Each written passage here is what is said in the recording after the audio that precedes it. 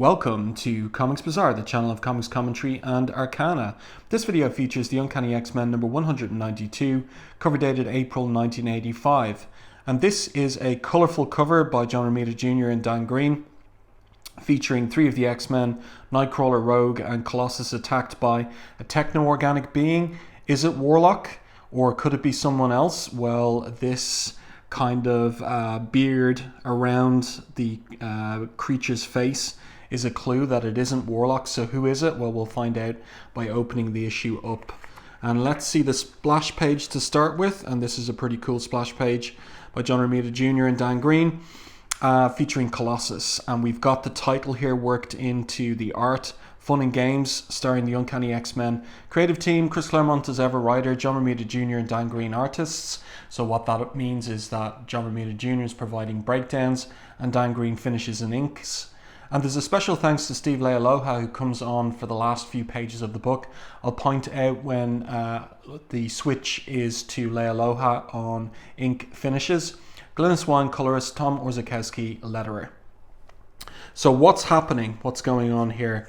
Is this a battle scenario or something different? Well, it turns out to be a training scenario outside of the danger room, and there's a game of tag going on, and Nightcrawler is team leader in the absence of Storm, and of course Cyclops is gone on his honeymoon with Madeline Pryor. And so there's a pretty cool sequence here where Nightcrawler gets to drop on Colossus and drops him over the side of a cliff into Breakstone Lake. But even as he is speaking here, good thing Professor Xavier isn't here to see our performance. He probably replaces with his novice pupils, the New Mutants. There is this shadow looming over Nightcrawler. This is great storytelling by Romita Jr. And of course it's Rogue, so she's part of the training session as well. She grabs Nightcrawler and he blinds her and teleports her as well at the same time.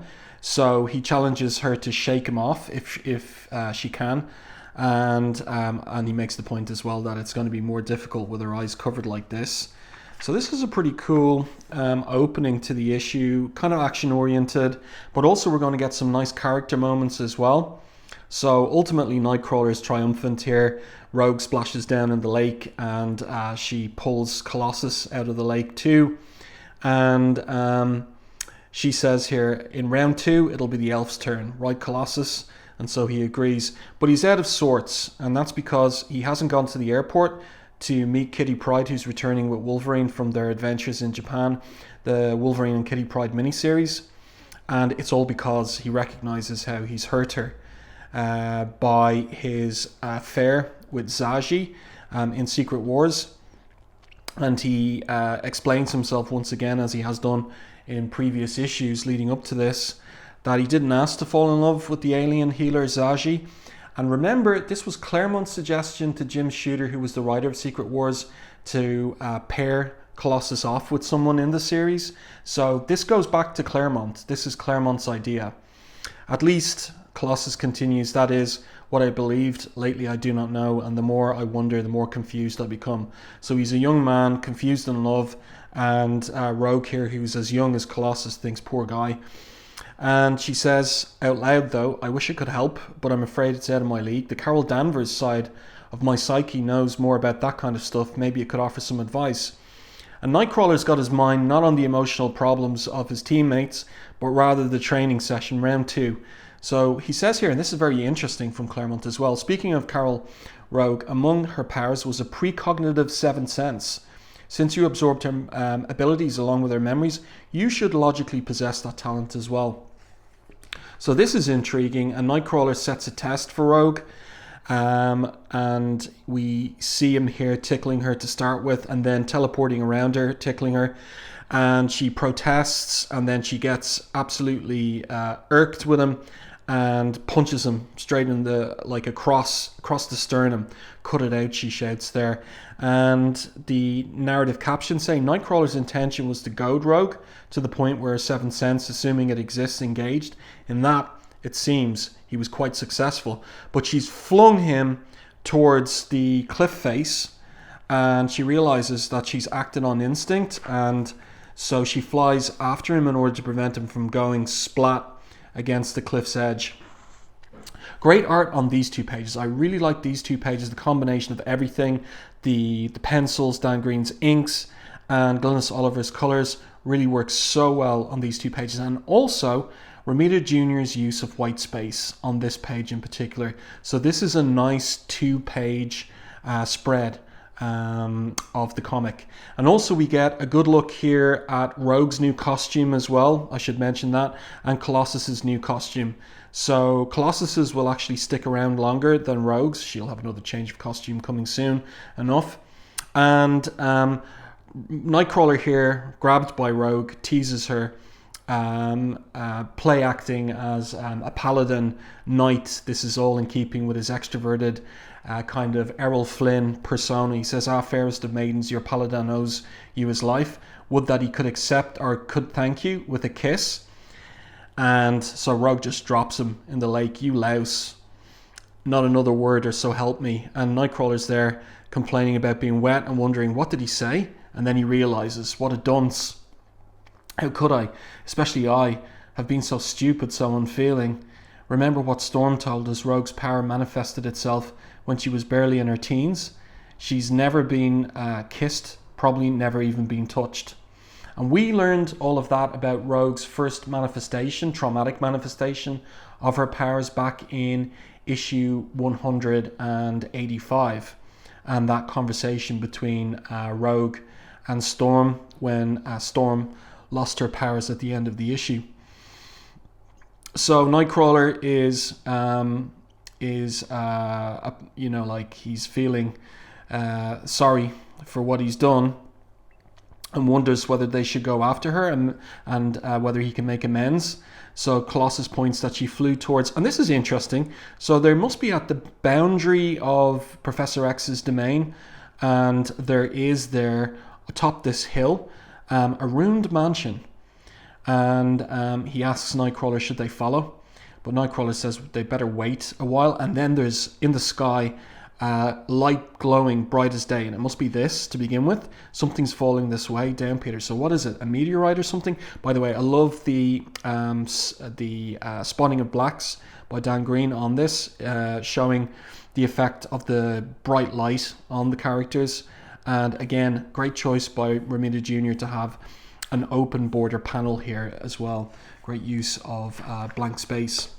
And more great inking from Dan Green on the ruined mansion. I love this very thin line that he uses to suggest silhouette and shadow on the gable end of the mansion and the hillside itself as whatever it is hits the earth.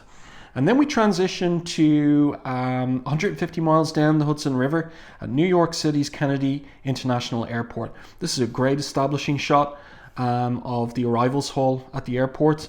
And here we've got this interesting kind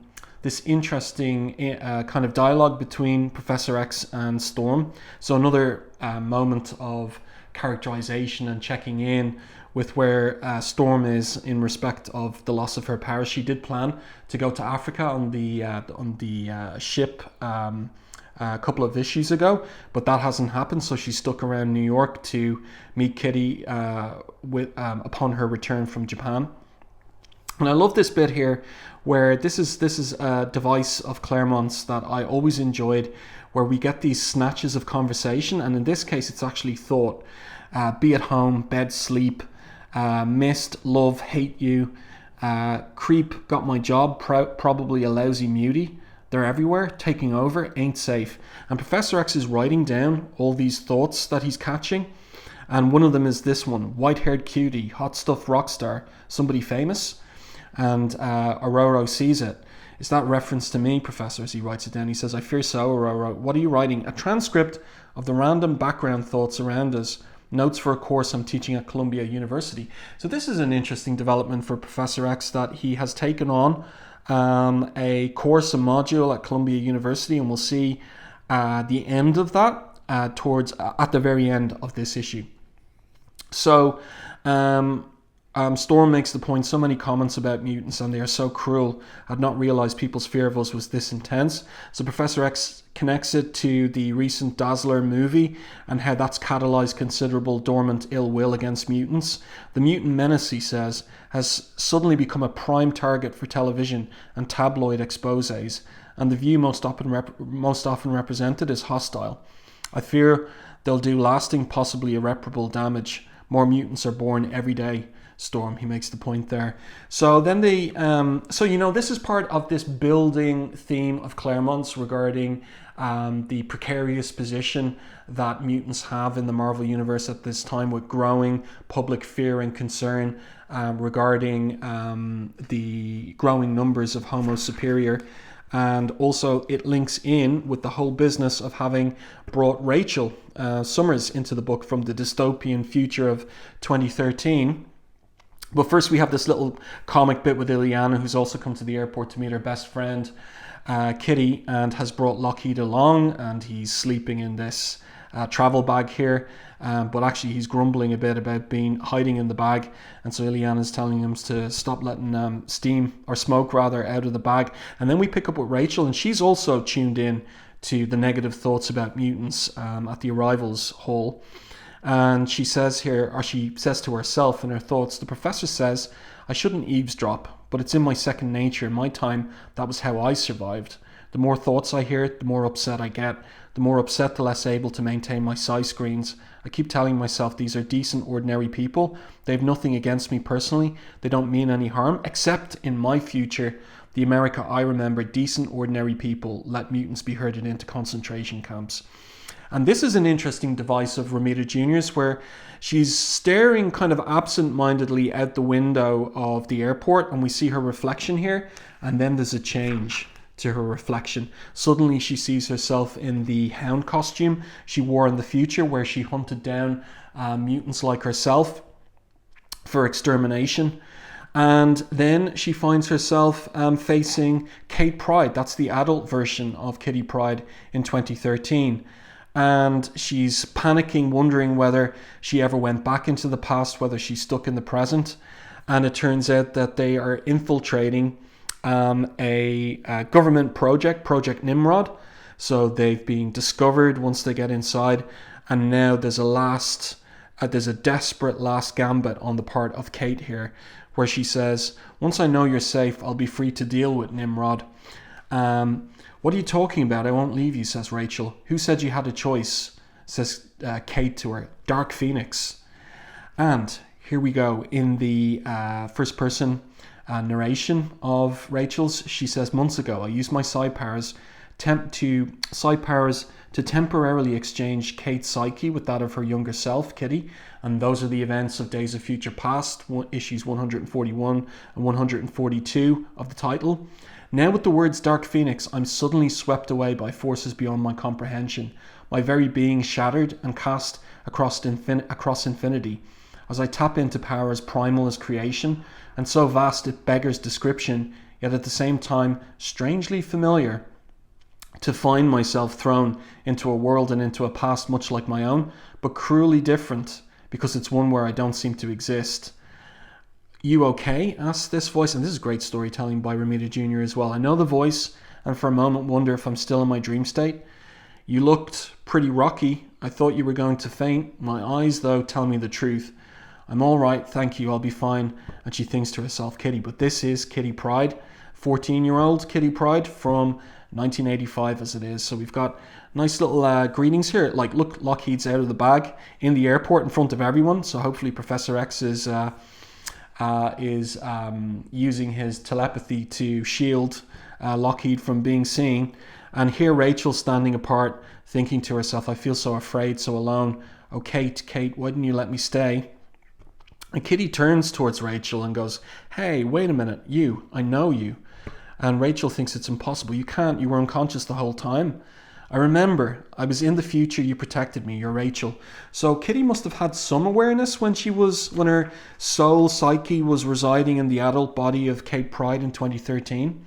And then our scene switches to the mansion and the crash site. That's the ruined mansion atop the hill and the crash site. So Colossus and Nightcrawler are investigating. It's a mess. The point of impact, the ground fused smooth as glass. They slide into the center of the crater, but it's not as big as they were expecting. And Colossus infers that whatever crashed at this site, perhaps it got up and walked away. My thoughts exactly, says Nightcrawler in return. And then there's something glittering in the moonlight. Also look at the directional devices used here by Romita Jr. I would say they're not his directional devices. I'd say that's editorial in order to prevent the reader from going left to right like that. So we go down and up this way.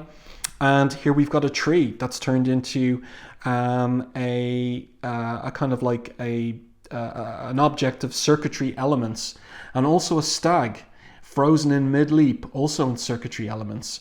And so the guys start putting it together. Colossus in particular, he says, I've seen this effect before. There's an oak in the yard of our house, and one of my sister Ileana's limbo creatures as well, both transformed by the alien New Mutant Warlock the night he arrived. And that was in New Mutants 21, as Annocenti points out. So Colossus further explains, first Warlock turns living creatures into techno-organic beings like himself, then drains their life energy, making them statues like these. Remember what he told the professor, that he was fleeing from his father, a more powerful version of himself who had sworn to slay him. So here we go, dun dun dun, so to speak, ominous. And Rogue has crashed into the mansion, and she's coming to here, and is greeted by this techno-organic figure here. Worry not, youngling, about your companions, he says. Rogue initially thinks it might be Warlock, but of course it isn't Warlock. It is, of course, his father, and here we get the full reveal of him. So he's this much more muscular, imposing figure, and again with that crazy looking beard and hairdo, so to speak. And he reaches out after Rogue. This is a nice image here of this spiral staircase as well, the different floor levels of the ruined mansion. He catches Rogue with his techno-organic circuitry tentacles, and then she breaks one of them to flee. And this is a great effect by Orzechowski here of the lettering, the scream of the Magus, which is his name, and we see his face inside, his eyes there as well by Orzechowski. Really nice work on that. So then a chimney is thrown on top of the Magus from outside by Colossus, who's ported in by Nightcrawler, and then Colossus goes to town on the Magus. And so we get a great page of Colossus pummeling the Magus. It looks like he's going to tear him to pieces or knock him out, but the Magus is a powerful figure, grabs Colossus and starts squeezing him to the point that Colossus thinks in panic. His grip tightening, cannot stand much more, but if I lose consciousness, I shall revert to my human form. I'll be at Magus's mercy. So Nightcrawler's got to act fast, and this is pretty inventive on Claremont's part. Nightcrawler thinks here, wait, a portion of him is still stuck in the rubble. He's rooted in the rubble. I've never tried teleporting part of an object, he thinks to himself. I've no idea what that will do to him or me, but I'm about to learn. So, then the narrative captions, as awful as Magus felt when Rogue tore apart his arm, this is infinitely worse. Nightcrawler's ploy has the desired effect. Magus's captive is released. So, a creative use of his teleporting power in combat. So we've got that difference between, the gloves on training session that the story began with, and now the gloves off combat against Magus here, where lives are at stake. So Colossus is dropped and Rogue catches him, and they're wondering how are they going to deal with this threat. So Rogue has the idea to touch her flesh to his, and she thinks here, Magus glowed a lot more brightly the first time we tussled. He's been burning a lot of energy fighting us, and his injuries probably cost him too. You called it perfectly, Elf. Magus is hurting bad, and he's vulnerable. And again, note here the use of white space on the page. These panels are cut shorter than they might be, but I like the effect of this, that John Romita Jr., now well used to working with Orzechowski as letterer, is leaving space outside the panels for Orzechowski to place the captions and dialogue, and I think it looks really effective visually speaking.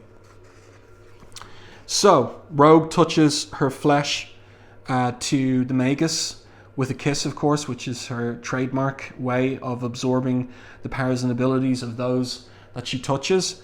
And Rogue then does absorb his memories and abilities, but the transfer is only partially successful. And so Rogue is flung from the mansion by the Magus. And this is really interesting here again, where Claremont, in his script for Rogue's dialogue, indicates the effect of the absorption of the Magus's powers and personality. Thoughts, perceptions wildly different, fantastic. Through Magus, I've access to entire universe. Systems analysis indicates self, condition, transitory, she says, to the when Nightcrawler expresses concern that she might be permanently injured. So, and she also says here, Nightcrawler, the thing self is experiencing, that self learned from Magus, it's beyond belief. So Nightcrawler thinks, well, perhaps that'll better enable us to combat him, but it's in no way justifies what you did. I lead the X-Men, that means you do as I say. But Colossus sees that they've got a big problem, and that is the Magus. Like, he's re-emerged in huge form behind the mansion, and he says, fools, you are as nothing to me. I could tear your puny star in half with my bare hands. But you fought well, your courage amuses me, your existence may therefore continue. Be warned, however, even my patience has limits. Deliver Warlock to me quickly, or your world will suffer the consequences. And then he disappears as the mansion goes up in flames. And later, the X-Men arrive from the airport. Storm, Wolverine, and Rachel's there. I don't see Kitty at the moment. And Nightcrawler is pretty deflated at his performance as team leader. He didn't post anyone behind to keep an eye on the Magus. And Wolverine tells him, look, don't worry about it. You were all pretty bashed up. Odds are we'd have returned to find another circuitry statue, a needless sacrifice. You made the right decision. You held your own against him and came through alive, Elf. No mean feat. And that might have the reader thinking, okay, Wolverine maybe might have been a better choice for leader. And Nightcrawler says, I was lucky. This job should be yours, my friend. But Wolverine isn't interested. No way. Being boss ain't my style, he says. Then Professor X issues a telepathic alert. There's an intruder, and we see a light here. Is it the Magus again, or what? No, it turns out to be a police officer. And also this is the point where Steve Leialoha takes over the inking and finishing of Romita Jr.'s art. So this police officer, Professor X, uses his telepathy to make him see them wearing civilian costume, or clothing rather than their X-Men costumes. And Wolverine thinks here, interestingly, thought you swore off mucking with people's heads, Charlie. So there's always this little bit of, tension and disagreement among these, friends and team members, which is a hallmark of Claremont's take on the X-Men, and which is really part of their, core to their success as well. Makes them all so different and interesting. So the X-Men make their way back to the mansion, and the police officer then begins to forget what he was doing there in the first place. He returns to his patrol car, and in it he is attacked by the Magus, yes. So we turn the page and we see that the Magus has absorbed energy from the poor patrolman who's there now, dead on the ground. And the Magus thinks that he's going to disguise himself as in human form, and he's going to bide his time before going after Warlock, and he won't take the X-Men unseriously in the future. So then we switch to Columbia University, New York City, some months later. So time has passed. It's the end of the teaching term, and it's the run-up to Christmas, and we've got some students there wishing Professor X a Merry Christmas. Loved your seminar, sir. You're a great teacher. And I like this from Professor X. He says, I appreciate the thought, Mary, but your grade stays the same. Next term, study. Yes, sir, she says. And Richard, thank you for your card. Enjoy the holidays. So he walks away and he's thinking about what a tonic it's been for him to take on the teaching post at Columbia, how he's enjoyed it, how he's enjoyed especially dealing with students who he's not sending out with their lives at stake on life or death missions. And then someone shouts at him from behind, even as we see the graffiti on the wall, Muties die, Mutie lover. So what happens next? And this is one of the most brutal things in Claremont's tenure on the comic. Professor is attacked by a gang of unknowns, except for two, and this is really brutal, two who turn out to be his own students from the class. One of them says here, tough, we don't want your kind at our school, when Professor asks to be let pass, that he doesn't want any trouble. So the professor thinks they mean to attack, I've no choice but to use my powers. A Psylocke should paralyze their limbs, hold them long enough for me to reach my car. They're young, I pray they don't know what they're doing. I don't want to hurt them. I wish the parking lot were closer. There are so many, the thoughts so chaotic, hard to keep track. And he's hit with a brick in the head. That's brutal. And then just basically they beat him to a pulp, almost to the point of killing him. And he's left there beaten and bloody, bleeding from the head, like head wounds. The blood is pouring out on the pavement, and they just walk away. He got what he deserved. Let's split, guys, before anyone sees us. I don't know about you all, but this has given me a thirst. How about we grab some brews? And there he is, left bleeding on the pavement, and someone in silhouette from the alley spies him and grabs him and pulls him into the alley. And we've got no dialogue on this page, and we've no narrative captions to explain anything. We're just watching. It's terrible. It's appalling. And then just the pathos of the Christmas card and his books and his dropped on the ground, papers flying, and the card blows open in the wind. And it's the card addressed to Professor Xavier. Peace on earth, goodwill to men. How ironic. Happy New Year. And we've got signatures of the students, but some of these signatures are members of the ex-office team. So we've got Claremont there, we've got Anne Nocenti, we've got Bill Sienkiewicz signing it as well, and I think probably some interns as well here on this page too.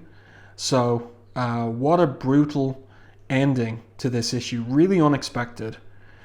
Next, the 100th issue of the new X-Men, War Hunt 2.